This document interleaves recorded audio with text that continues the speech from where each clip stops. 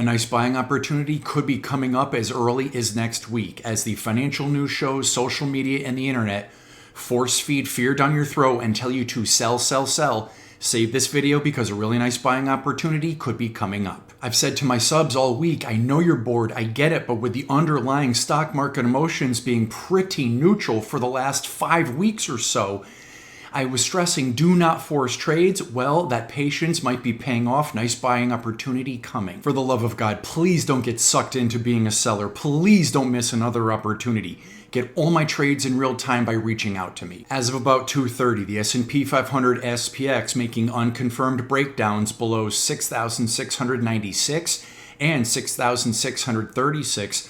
A little patience. Let's see what happens on Monday. If we close moderately lower on Monday and confirm both of those breakdowns, the S&P 500 technically could fall to 6,449. I just don't think it gets that low. I personally think probably a more likely scenario is on the Magnificent 7 ETF MAGs that we do come down some more earlier in the week. I think we get down to about that $63 a share level, probably bottom out about there. I can't tell the future, but watch these levels.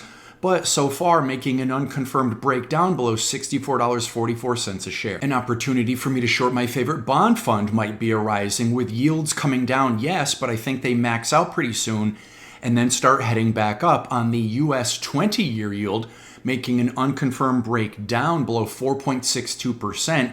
I think we could possibly get as low as 4.56%. Before these yields starting to head higher. That means bond funds lower. I am loving this natural gas trade and just seeing it fall because my natural gas position is hedged.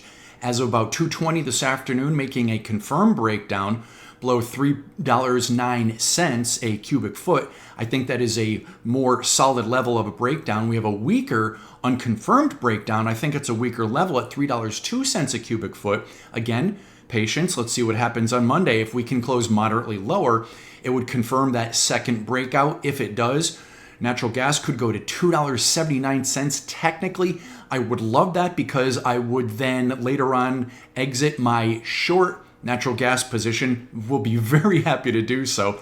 Can take that money, put it back into going long natural gas. I still am long natural gas. That position, yes, is underwater, but I don't care because I am hedged right now. So really loving these levels and what's happening in natural gas. I hope you're in this with me. Possibly a really nice opportunity coming up to go long crude oil as of about 2:23, making unconfirmed breakdowns below $61.53 a barrel and $60.11 a barrel. If we can close moderately lower on Monday, it would confirm both of those breakdowns. I think crude oil could go as low as $58 a barrel. If it gets anywhere near there, I'll have to see what's going on in the rest of the world, but I could start a long crude oil position. Keep watching me here. I shared just yesterday, I was not a seller of gold when everybody else was selling. Gold is higher today. Still confirming, still above that confirmed breakout above $3,984 an ounce.